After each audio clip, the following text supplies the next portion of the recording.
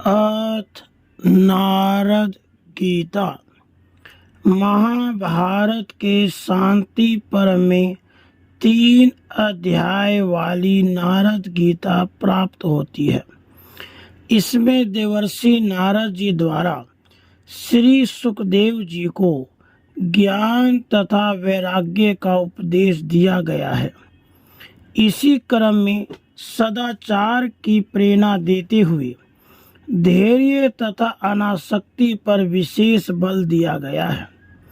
उसके बाद मनुष्य को प्रारब्धानुसार प्राप्त सुख दुख आदि का वर्णन है। प्रारब्ध स्वयं उसी के पूर्वकृत कर्मों के परिणाम स्वरूप बनता है तथा मनुष्य परवश होकर उन्हें भोगने को विवश होता है। अतः अहम बुद्धि का सर्वथा त्याग करके बंधन मुक्त हो सनातन पद को प्राप्त करना चाहिए। यही तथ्य इस गीता में बहुत रोचक ढंग से बताया गया है। इसकी भाषा अत्यंत सुबोध, दृष्टांत अत्यंत रोचक और उपदेश सभी के लिए उपयोगी है। तो आइए नारद गीता का श्रवण करते हैं। पहला अध्याय, सुखदेव जी को नारद जी द्वारा वैराग्य और ज्ञान का उपदेश देना। भीष्म जी कहते हैं, हे युधिष्ठिर, व्यास जी के चले जाने के बाद उस सुने आश्रम में स्वाध्याय परायण सुखदेव जी से अपना इच्छित वेदों का अर्थ कहने के लिए देवर्षि नारद जी पधारे। देवर्षि नारद जी को उपस्थित देखकर सुखदेव ने वेदोक्त विधि से अर्घ्य आदि निवेदन करके उनका पूजन किया। उस समय नारद जी ने प्रसन्न होकर कहा, हे वत्स, तुम धर्मात्माओं में श्रेष्ठ हो। बताओ, तुम्हें किस श्रेष्ठ वस्तु की प्राप्ति कराऊं? यह बात उन्होंने बड़े हर्ष के साथ कही। भरत नंदन, नारद जी की यह बात सुनकर सुखदेव जी ने कहा, इस लोक में जो परम कल्याण का साधन हो उसी का मुझे उपदेश देने की कृपा करें। नारद जी ने कहा, वत्स, पूर्व काल की बात है। पवित्र अंतःकरण वाले ऋषियों ने तत्व ज्ञान प्राप्त करने की इच्छा से प्रश्न किया। उसके उत्तर में भगवान सनत कुमार ने यह उपदेश दिया, विद्या के समान कोई नेत्र नहीं है, सत्य के समान कोई तप नहीं है, राग के समान कोई दुख नहीं है और त्याग के समान कोई सुख नहीं है। पाप कर्मों से दूर रहना, सदा पुण्य कर्मों का अनुष्ठान करना, श्रेष्ठ पुरुषों के बर्ताव और सदाचार का पालन करना, यही सर्वोत्तम श्रेय अर्थात कल्याण का साधन है।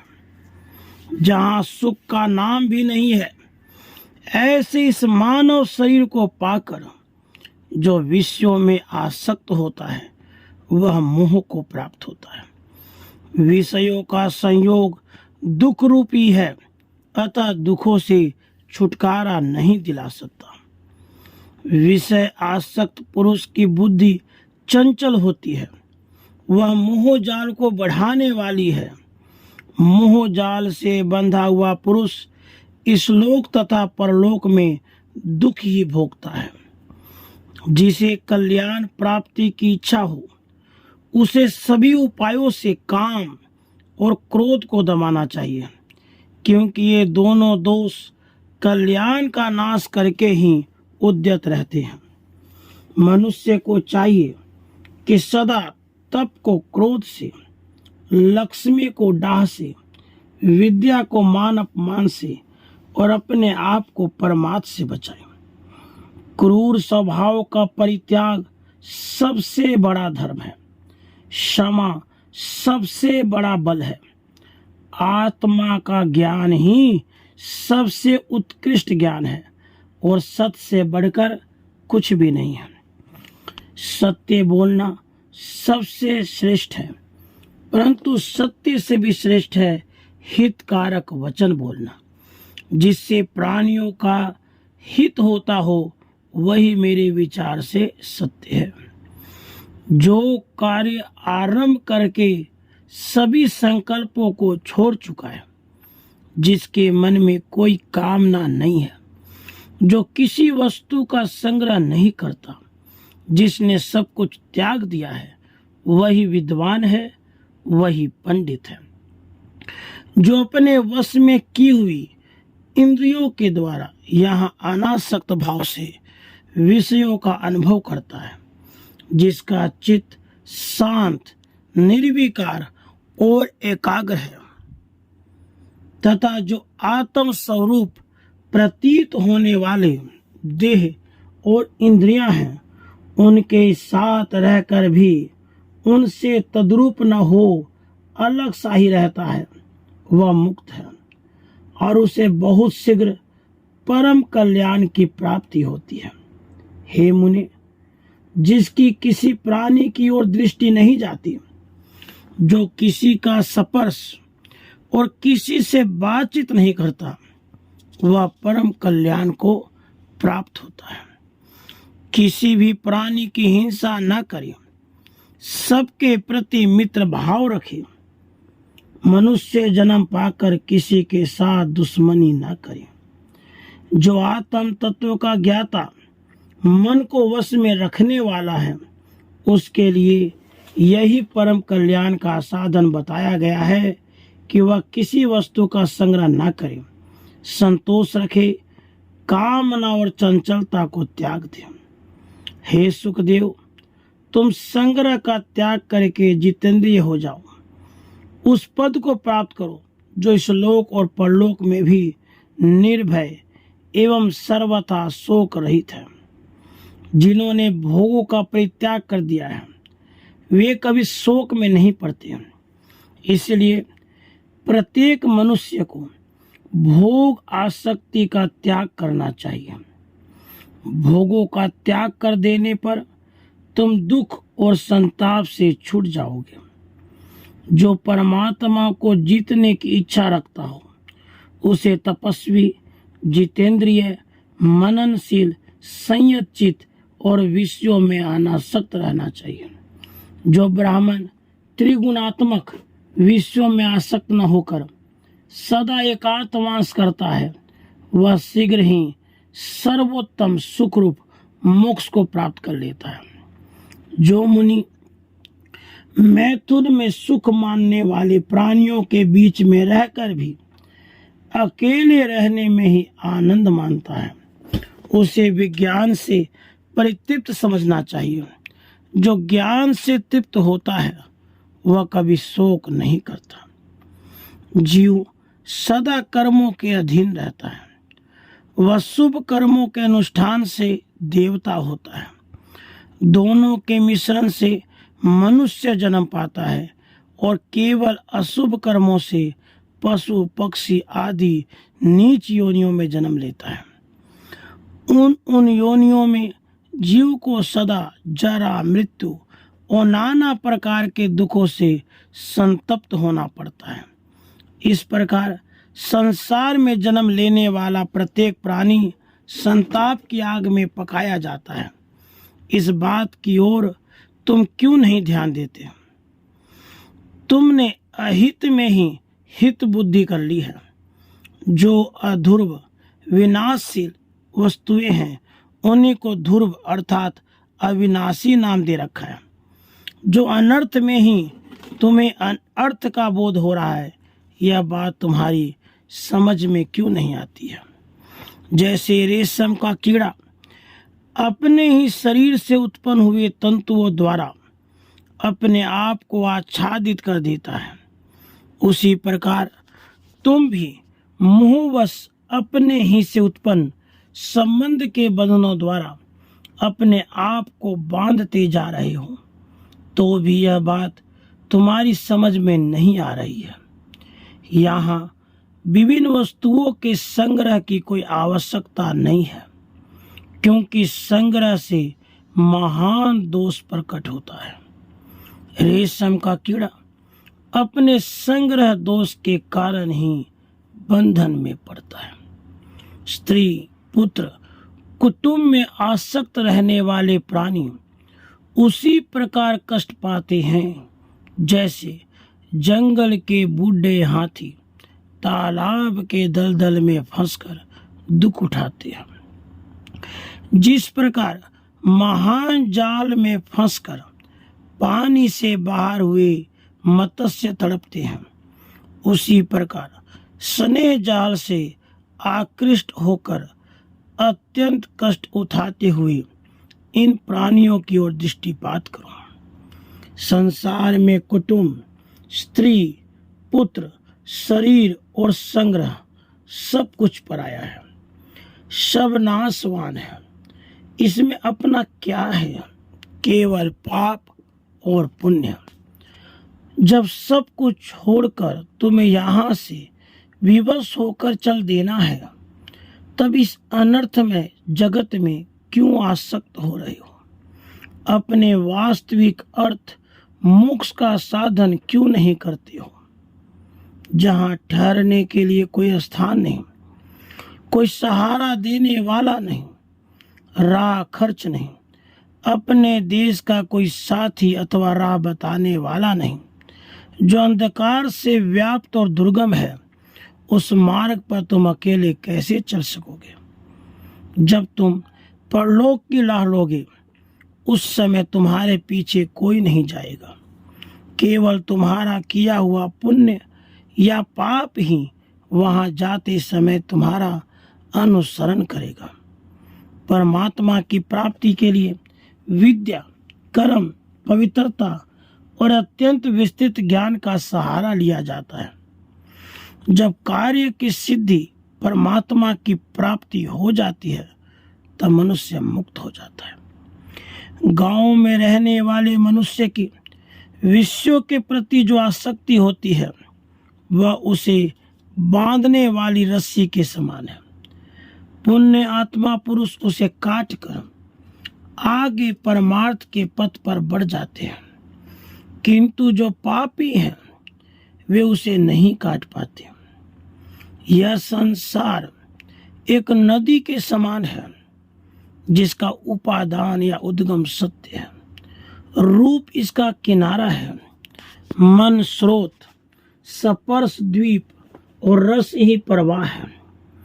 गंध उस नदी का कीचड़, शब्द जल और स्वर्ग रूपी दुर्गम घाट है। शरीर रूपी नौका की सहायता से उसे पार किया जा सकता है। क्षमा इसको खेने वाली लग्गी और धर्म इसको स्थिर करने वाली रस्सी है। यदि त्याग रूपी अनुकूल पवन का सहारा मिले तो इस शीघ्रगामिनी नदी को पार किया जा सकता है। इसे पार करने का अवश्य प्रयत्न करें। धर्म और अधर्म को छोड़ो, सत्य और असत्य को भी त्याग दो, और इन दोनों को त्याग करके जिसके द्वारा त्याग करते हो उसको भी त्याग दो। संकल्प के त्याग द्वारा धर्म को, लिप्सा के अभाव द्वारा अधर्म को त्याग दो। फिर बुद्धि के द्वारा सत्य और असत्य का त्याग करके परम तत्व के निश्चय द्वारा बुद्धि को भी त्याग दो। यह शरीर पंचभूतों का घर है। इसमें हड्डियों के खंभे लगे हैं। यह नस नाड़ियों से बंधा हुआ, रक्त मांस से लीपा हुआ और चमड़े से मढ़ा हुआ है। इसमें मल मूत्र भरा है, जिससे दुर्गंध आती रहती है। यह बुढ़ापा और शोक से व्याप्त रोगों का घर, दुख रूप रजोगुण रूपी धूल से ढका हुआ और अनित्य है। अतः तुम्हें इसकी आसक्ति को त्याग देना चाहिए। यह संपूर्ण चराचर जगत पंच महाभूतों से उत्पन्न हुआ है, इसलिए महाभूत स्वरूपी है। जो शरीर से परे है वह महतत्व अर्थात बुद्धि, 5 इंद्रियां, 5 सूक्ष्म महाभूत, तन्मात्राएं 5 प्राण, सत्वादि गुण, इन 17 तत्वों के समुदाय का नाम अव्यक्त है। इनके साथ ही इंद्रियों के 5 विषय अर्थात स्पर्श, शब्द, रूप, रस, गंध, मन और अहंकार, इन संपूर्ण व्यक्त अव्यक्त को मिलाने से 24 तत्वों का समूह होता है। उसे व्यक्त अव्यक्तामय समुदाय कहा गया है। इन सब तत्वों से जो संयुक्त है उसे पुरुष कहते हैं। जो पुरुष धर्म, अर्थ, काम, सुख दुख और जीवन मरण के तत्व को ठीक ठीक समझता है, वही उत्पत्ति और प्रलय के तत्व को भी यथार्थ रूप से जानता है। ज्ञान के संबंध में जितनी बातें हैं उन्हें परंपरा से जानना चाहिए। जो पदार्थ इंद्रियों द्वारा ग्रहण किए जाते हैं उन्हें व्यक्त कहते हैं, और जो इंद्रियों के अगोचर होने के कारण अनुमान से जाने जाते हैं उनको अव्यक्त कहते हैं। जिनकी इंद्रियां अपने वश में है वे मनुष्य उसी प्रकार तृप्त हो जाते हैं जैसे वर्षा की धारा से प्यासा मनुष्य। ज्ञानी पुरुष अपने को प्राणियों में व्याप्त और प्राणियों को अपने में स्थित देखते हैं। उस परावरदर्शी ज्ञानी पुरुष की ज्ञान मूलक शक्ति कभी नष्ट नहीं होती। जो संपूर्ण भूतों को भी सभी अवस्थाओं में सदा देखा करता है, वह संपूर्ण प्राणियों के सहवास में आकर भी कभी अशुभ कर्मों से युक्त नहीं होता, अर्थात अशुभ कर्म नहीं करता। जो ज्ञान के बल से मोहजनित नाना प्रकार के कलेशों से पार हो गया है, उसके लिए जगत में बौद्धिक प्रकार से कोई भी लोक व्यवहार का मार्ग अवरुद्ध नहीं होता। मोक्ष के उपाय को जानने वाले भगवान नारायण कहते हैं कि आदि अंत से रहित, अविनाशी, अकर्ता और निराकार जीवात्मा इस शरीर में स्थित है। जो जीव अपने ही किए हुए विभिन्न कर्मों के कारण सदा दुखी रहता है, वही उस दुख का निवारण करने के लिए नाना प्रकार के प्राणियों की हत्या करता है। फिर वह और भी बहुत से नए नए कर्म करता है, और जैसे रोगी अपत्य खाकर दुख पाता है, उसी प्रकार उस कर्म से वह अधिकाधिक कष्ट पाता रहता है। जो मोह से अंधा हो गया है वह सदा ही दुखद भोगों में ही सुख बुद्धि कर लेता है, और मथाने की भांति कर्मों से बंधता एवं मथा जाता है। फिर प्रारब्ध कर्मों के उदय होने पर वह बद्ध प्राणी कर्म के अनुसार जन्म पाकर संसार में नाना प्रकार के दुख भोगता हुआ उसमें चक्र की भांति घूमता रहता है। इसलिए तुम कर्मों से निवृत्त, सब प्रकार के बंधनों से मुक्त, सर्वज्ञ, सर्वविजयी, सिद्ध और सांसारिक भावना से रहित हो जाओ। बहुत से ज्ञानी पुरुष संयम और तपस्या के बल से नवीन बंधनों का उच्छेद करके अनंत सुख देने वाली अबाध सिद्धि को प्राप्त हो चुके हैं। दूसरा अध्याय। सुखदेव को नारद जी का सदाचार और अध्यात्म विषयक उपदेश। नारद जी कहते हैं, सुखदेव, शास्त्र शोक को दूर करने वाला, शांति कारक और कल्याणमय है। जो अपने शोक का नाश करने के लिए शास्त्र का श्रवण करता है वह उत्तम बुद्धि पाकर सुखी हो जाता है। शोक के हजारों और भय के सैकड़ों स्थान हैं जो प्रतिदिन मूढ़ पुरुषों पर ही अपना प्रभाव डालते हैं, विद्वान पर नहीं। इसीलिए अपने अनिष्ट का नाश करने के लिए मेरा यह उपदेश सुनो। यदि बुद्धि अपने वश में रहे सो सदा के लिए शोक का नाश हो जाता है। मंद बुद्धि मनुष्य ही अप्रिय वस्तु की प्राप्ति और प्रिय वस्तु का वियोग होने पर मन ही मन दुखी होते हैं। जो वस्तु भूतकाल के गर्भ में छिप गई, नष्ट हो गई, उसके गुणों का स्मरण नहीं करना चाहिए, क्योंकि जो आदर पूर्वक उसके गुणों का चिंतन करता है उसके प्रति आसक्ति का बंधन नहीं छूटता। जहाँ चित्त की आसक्ति बढ़ने लगे वहीं दोष दृष्टि करना चाहिए और उसे अनिष्ट को बढ़ाने वाला समझना चाहिए। ऐसा करने पर उससे शीघ्र ही वैराग्य हो जाता है। जो बीती बात के लिए शोक करता है उसे न तो अर्थ की प्राप्ति होती है, न धर्म की, न यश की। वह उसके अभाव का अनुभव करके केवल दुख ही उठाता है, उससे अभाव दूर नहीं होता। सभी प्राणियों को उत्तम पदार्थों से संयोग और वियोग प्राप्त होते हैं। किसी एक पर ही यह शोक का अवसर आता हो ऐसी बात नहीं है। जो मनुष्य भूतकाल में मरे हुए किसी व्यक्ति के लिए अथवा नष्ट हुई किसी वस्तु के लिए निरंतर शोक करता है वह एक दुख से दूसरे दुख को प्राप्त होता है। इस प्रकार उसे दो अनर्थ भोगने पड़ते हैं। जो मनुष्य संसार में अपनी संतान की मृत्यु हुई देखकर भी अश्रुपात नहीं करते, वे ही धीर हैं। सभी मनुष्यों पर समीचीन भाव से दृष्टिपात या विचार करने पर भी किसी का भी आंसू बहाना युक्ति संगत नहीं जान पड़ता। यदि कोई शारीरिक या मानसिक दुख उपस्थित हो जाए और उसे दूर करने के लिए कोई यत्न न किया जा सके अतः किया हुआ यत्न काम न दे सके तो उसके लिए चिंता नहीं करना चाहिए। दुख दूर करने की सबसे अच्छी दवा यही है कि उसका बार बार चिंतन न किया जाए।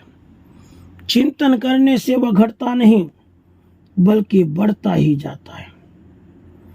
इसीलिए मानसिक दुख को बुद्धि के द्वारा विचार से और शारीरिक कष्ट को औषध सेवन द्वारा नष्ट करना चाहिए। शास्त्र ज्ञान के प्रभाव से ही ऐसा होना संभव है। दुख पड़ने पर बालकों की तरह रोना उचित नहीं है। रूप, यौवन, जीवन, धन संग्रह, आरोग्य, प्रियजनों का सहवास ये सब अनित्य है। विद्वान पुरुष को इनमें आसक्त नहीं होना चाहिए। सारे देश पर आए हुए संकट के लिए किसी एक व्यक्ति को शोक करना उचित नहीं है। यदि उस संकट को टालने का कोई उपाय दिखाई दे तो शोक छोड़कर उसे ही करना चाहिए।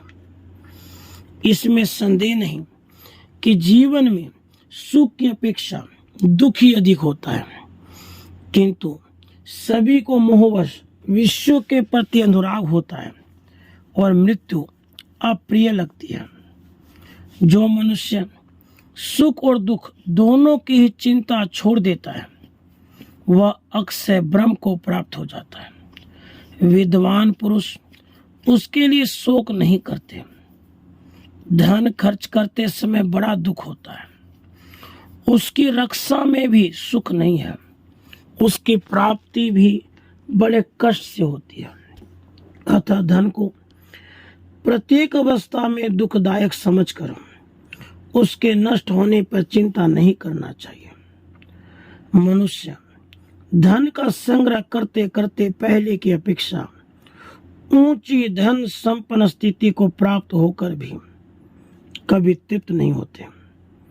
वे और अधिक की आशा लिए हुए ही मर जाते हैं, किंतु विद्वान पुरुष सदा संतुष्ट रहते हैं। वे धन की तृष्णा में नहीं पड़ते।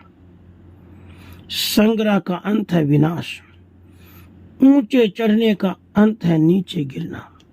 संयोग का अंत है वियोग और जीवन का अंत है मरण। तृष्णा का कभी अंत नहीं होता। संतोष ही परम सुख है। अतः पंडित जन इस लोक में संतोष को ही उत्तम धन समझते हैं।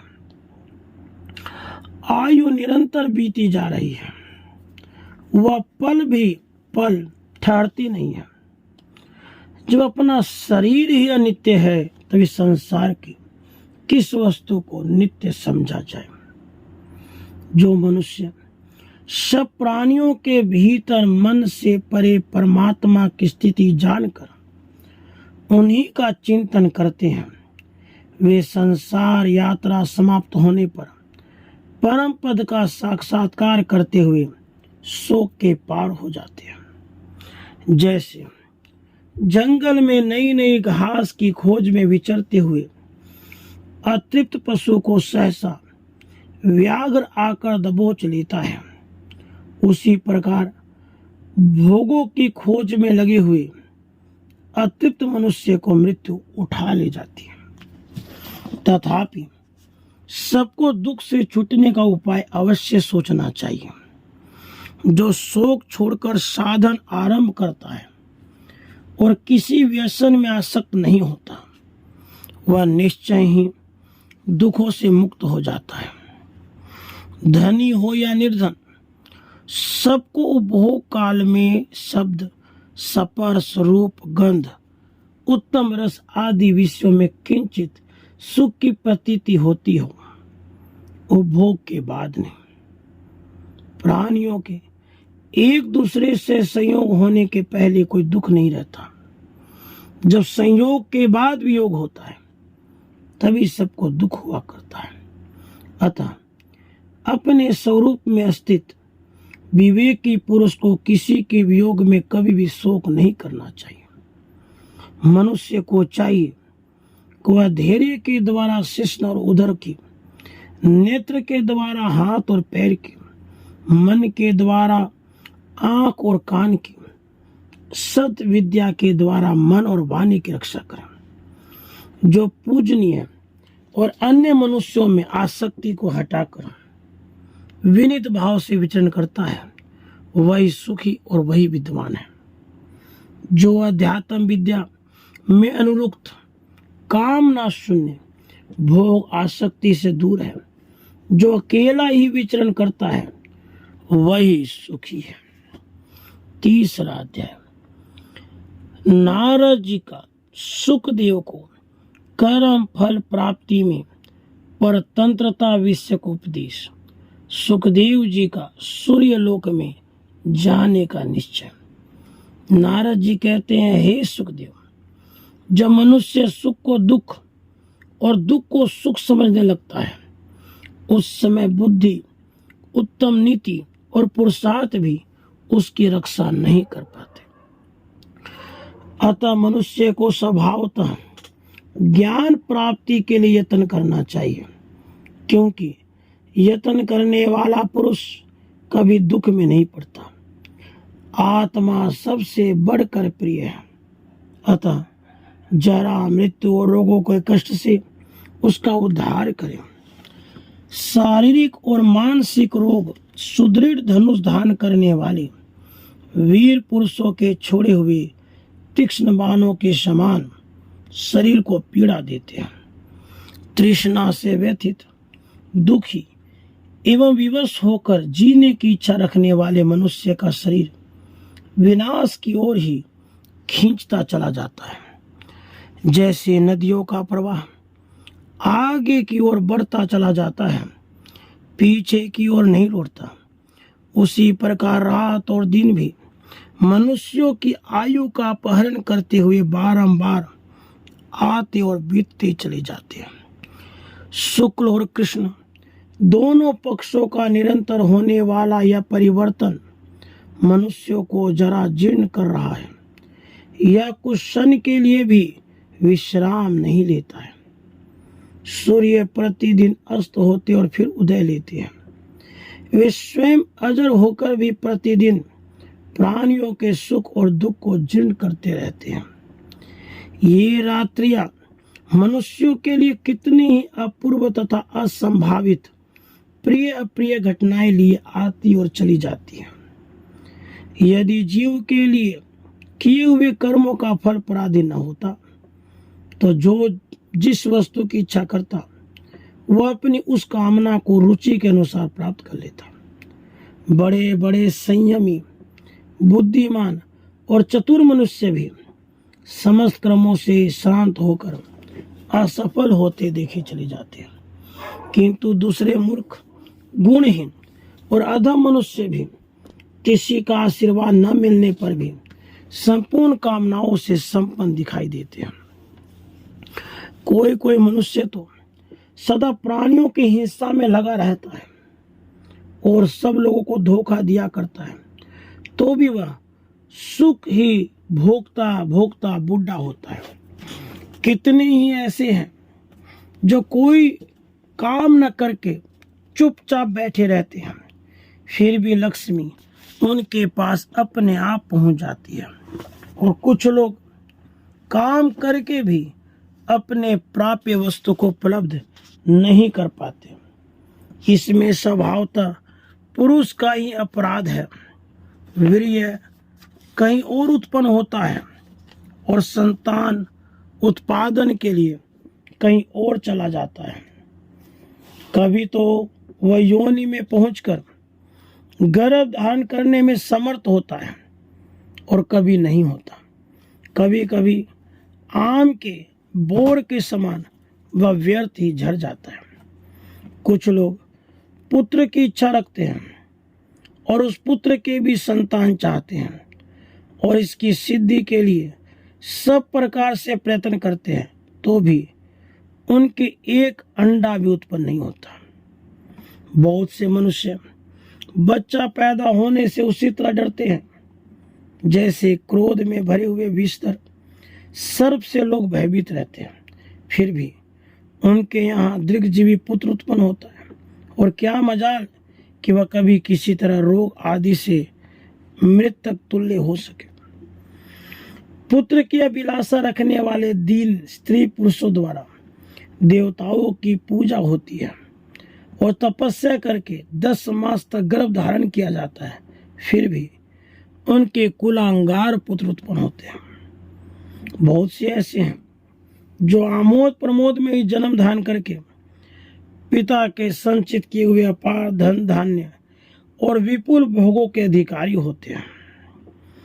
पति पत्नी की पारस्परिक इच्छा के अनुसार मैथुन के लिए जब उनका समागम होता है, उस समय किसी उपद्रव के समान गर्भ योनि में प्रवेश करता है, जिसका स्थूल शरीर क्षीण हो गया है, जो कफ और मांस में शरीर से घिरा हुआ है।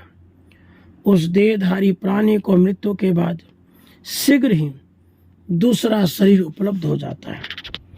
जैसे एक नौका के भग्न होने पर उसमें बैठे हुए लोगों को उतारने के लिए दूसरी नाव प्रस्तुत होती है, उसी प्रकार एक शरीर से मृत्यु के प्राप्त होते हुए जीव को लक्ष्य करके मृत्यु के बाद उसके कर्म फल भोग के लिए दूसरा नाशवान शरीर उपस्थित कर दिया जाता है। हे सुखदेव, पुरुष स्त्री के साथ समागम करके उसके उदर में जिस अचेतन शुक्र बिंदु को स्थापित करता है वही गर्भ रूप में परिणत हो जाता है। फिर वह गर्भ किस यत्न से यहाँ जीवित रहता है, क्या तुम कभी इस पर विचार करते हो? जहाँ खाए हुए अन्न और जल पच जाते हैं, सभी तरह के भक्ष्य पदार्थ जीर्ण हो जाते हैं, उसी पेट में पड़ा हुआ गर्भ अन्न के समान क्यों नहीं पच जाता? गर्भ में मल और मूत्र के धारण करने और त्याग में कोई स्वभाव नियत गति नहीं है, किंतु कोई स्वाधीन करता नहीं। कुछ गर्भ माता के पेट से गिर जाते हैं, कुछ जन्म लेते हैं, कितनों को ही जन्म लेने के बाद मृत्यु हो जाती है। इस योनि संबंध से कोई सकुशल जीता हुआ बाहर निकल आता है, तब कोई संतान को प्राप्त होता है और पुनः परस्पर के संबंध में संलग्न हो जाता है। अनादिकाल से उत्पन्न होने वाले शरीर के साथ जीवात्मा अपना संबंध स्थापित कर लेता है। इस शरीर को गर्भवास, जन्म, बाल्य, कौमार, पौगंड, यौवन, वृद्धत्व, जरा, प्राणरोध और नाश, ये 10 दशाएं होती हैं। इनमें से 7वीं और 9वीं दशा को भी शरीरगत 5 भूत ही प्राप्त होते हैं आत्मा ने। आयु समाप्त होने पर शरीर की 9वीं दशाएं पहुंचने पर ये 5 भूत नहीं रहते, अर्थात 10वीं दशा को प्राप्त हो जाते हैं। जैसे व्याध छोटे मृगों को कष्ट पहुंचाते, उसी प्रकार जब नाना प्रकार के रोग मनुष्य को मत डालते हैं, तब उनमें बैठने उठने की भी शक्ति नहीं रह जाती। रोगों से पीड़ित हुए मनुष्य वैद्यों को बहुत सा धन देते हैं।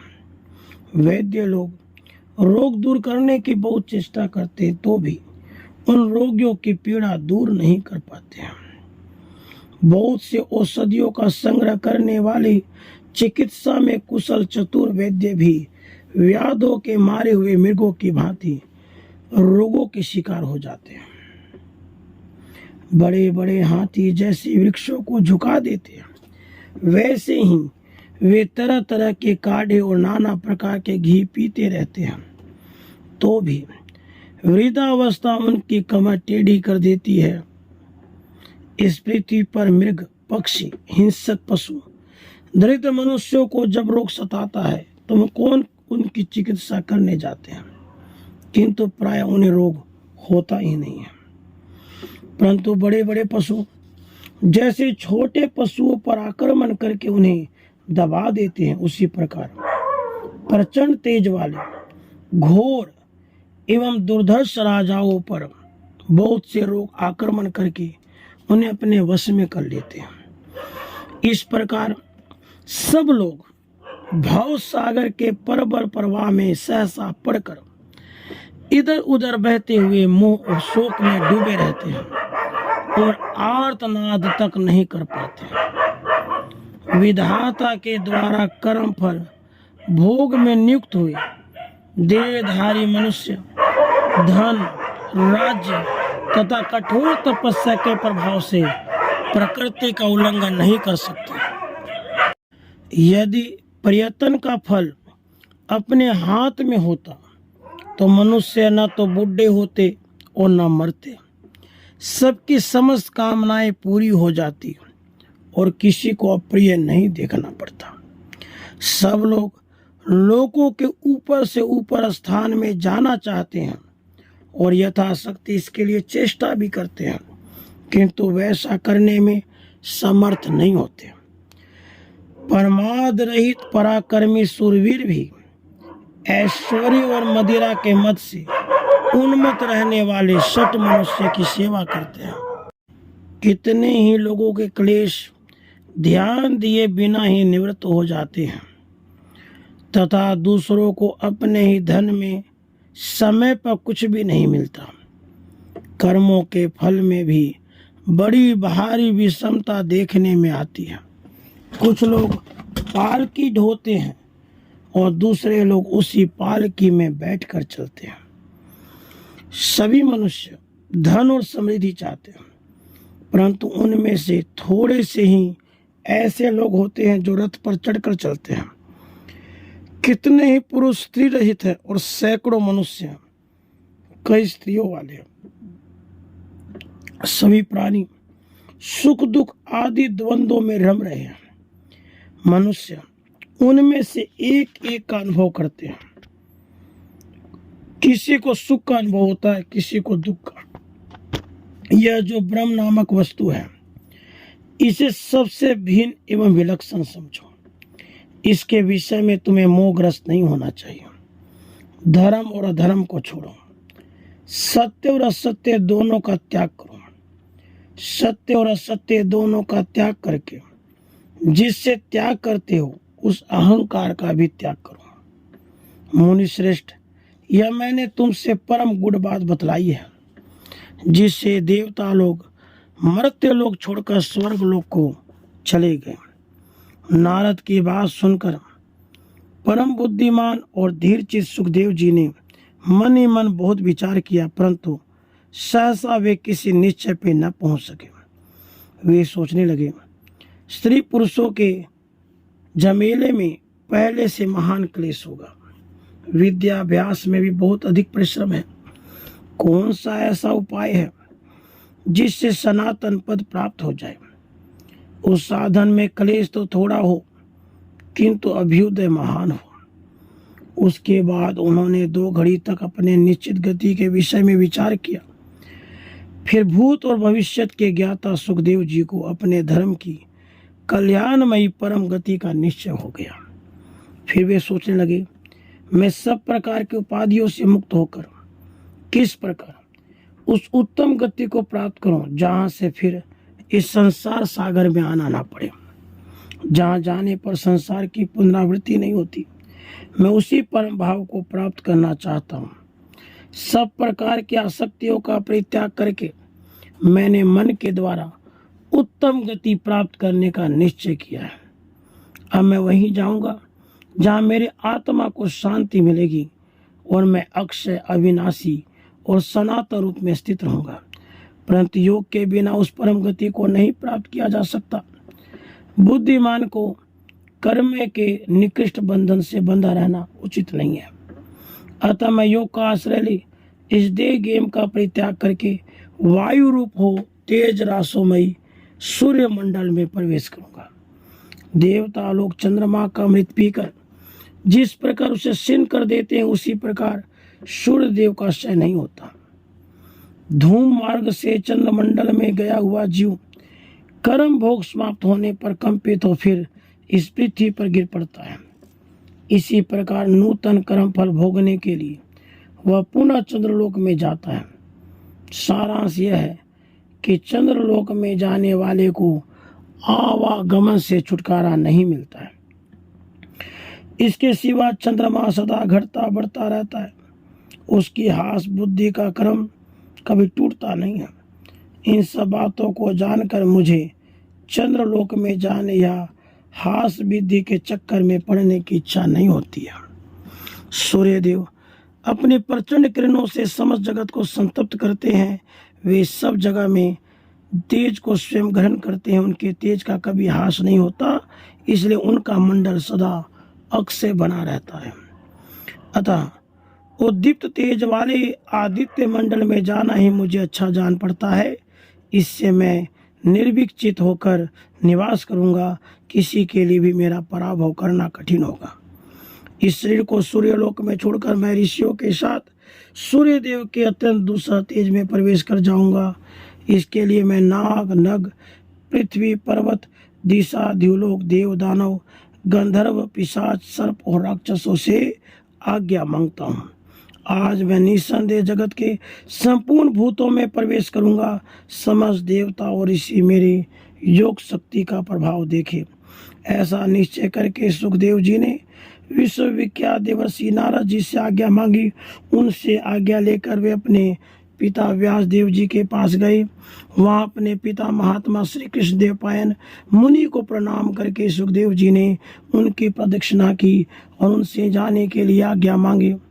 सुखदेव जी के यह बात सुनकर अत्यंत प्रसन्न हुए महात्मा व्यास ने कहा, बेटा आज यहीं रहो, जिससे तुम्हें जी भर दिहार कर अपने नृत्य को तृप्त कर लूं। परंतु सुखदेव जी स्नेह बंधन का तोड़कर निरपेक्ष हो गए थे। तत्व के विषय में उन्हें कोई संशय नहीं रह गया था। अतः बारंबार मोक्ष का ही निरंतर चिंतन करते हुए उन्होंने वहां से जाने का ही विचार किया। पिता को वहीं छोड़कर मुनि श्रेष्ठ सुखदेव सिद्ध समुदाय से सेवित विशाल कैलाश शिखर पर चले गए। राधे कृष्ण, राधे कृष्ण।